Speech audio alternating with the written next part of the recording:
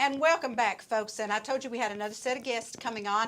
And this time we're going to talk about something that probably affects a lot of you out there, not you personally maybe, but members of your family, which actually does personally affect you, because I know my mother-in-law had Alzheimer's, and that's what we're going to talk about. And that does affect the entire family. So we have Cindy Lowery and Brian Graves on to talk today.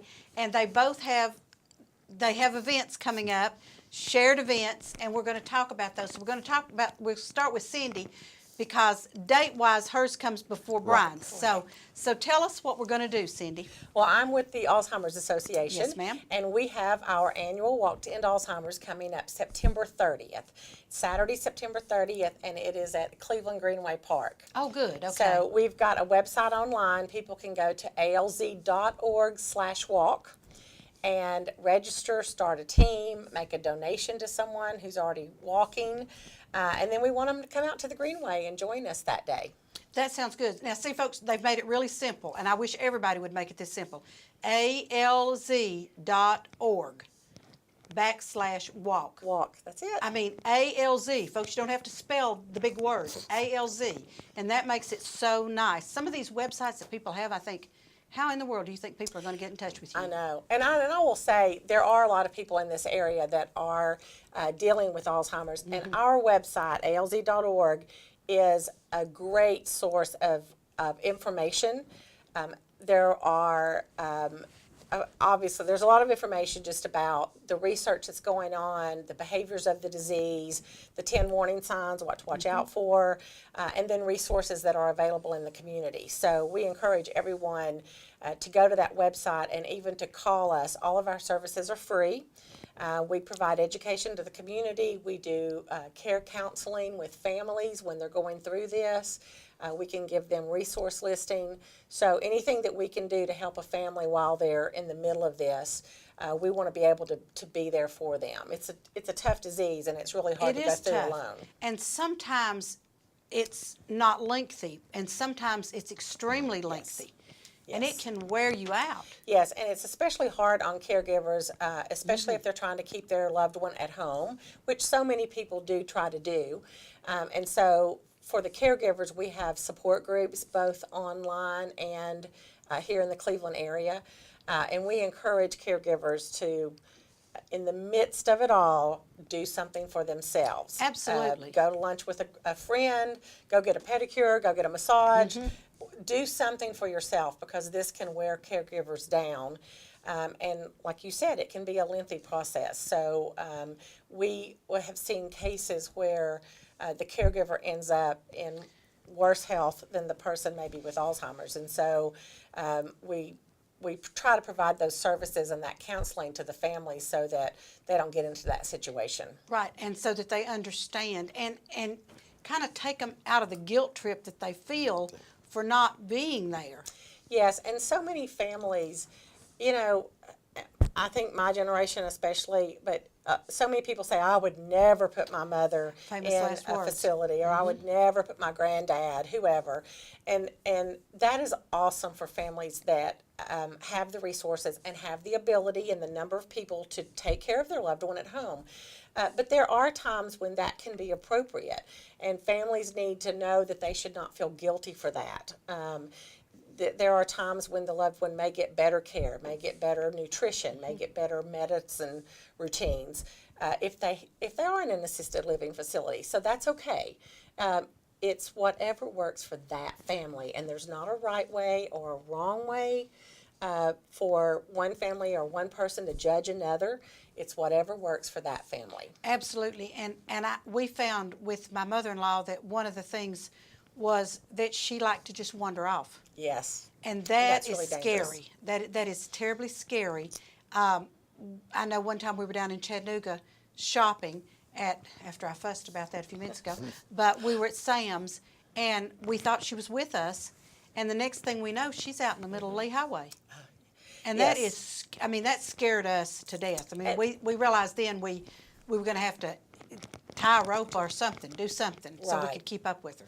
And that's something that our care consultant in our office can actually give families tips on it's almost like baby proofing your home. It you is. do have to look at it as, having a toddler maybe in your home, but you need to be able to keep that environment safe. Right. And so we can give tips on how to do that. And then a lot of the facilities that have memory care facilities, those are locked down so that the person cannot just wander off. Right. We've had some really bad outcomes from people who wander. Yes. So we want to keep that person safe. And that's something that the family needs to consider too, is the safety of that person. Absolutely. It's sometimes you just have to do it. Right. And- And that's true. And our services, I mentioned that they're all free. So when a family either gets a diagnosis or they start having their loved one wander, maybe their loved one progresses to the point where they need more help than they've recently needed, that's when we encourage them to call us and let us help them, give them those tips. We've got the tips. We've got families who have been through it. That's what a support group can do for them also, is have people there that have been through this before them. Right. And You're can not give the them only those one that tips. has this problem. Exactly. And that's really hard sometimes for people to realize. I'm not the only one that's going through this. Yes. And it's a very isolating disease, especially Yes, if it you have is. to stay at home 24/7 to care for that loved one. And a lot of friends and neighbors mean well when they say, "Oh, you can leave for a couple of hours just to go to lunch," and you can. No, and you can't. Sometimes people don't understand that, and so again, it's where they can talk to someone who gets it and won't lay the guilt trip on them, Right. and can give them very real, practical, easy tips to make their life better and to make their loved one's life better. And you don't charge for this, so therefore you do this walkathon because you're going to raise money. Exactly. And then we're going to segue right over to Brian, who's going to do, now you're just going to do teasers today, right? We'll give a little few hints. Okay. Yeah. Who's also going to do a fundraiser that's going to help, and it's called the Markathon. The Markathon. And give an explanation of what we're doing with the Markathon. Well, it's been 4 months since we lost our good friend Mark Grissom. And for 3 years, he did a radiothon on Whoop FM. I know Cindy was there for all 3 years. Absolutely. I was there for the last 2 years he did it. And almost from the moment we found out Mark had passed, there was this texting and emailing, we've got to do something, we got to do something. And the agreement was, was one of his passions. Absolutely. He lost his mother to this disease. That's why he did what he did on the radio. And so just toying with some ideas, I thought, well, let's just really make this a lot of fun, because Mark was a lot of fun. Oh, howdy. Let's make it a community thing. Let's make it not just a fundraiser. We want to raise awareness and we want to raise money, no question about it. But we want to do something so spectacular. And it's like I said, Mark was a force of nature. We can't replace Mark, No. but we can do something so bold and brassy and incredibly large. Markish. Very Markish, exactly. So October 5th and 6th, we will have the Markathon. We'll start at 7 a.m. that morning, go to 10 a.m. the next morning. Now, this is where it starts getting crazy. If you've ever been in Whoop FM studios, you know it's about as big as a shoebox, and my good friend Alan Jones will admit that. And we would get crowded in there, and you're in there for 30 hours, and it does get a little crazy.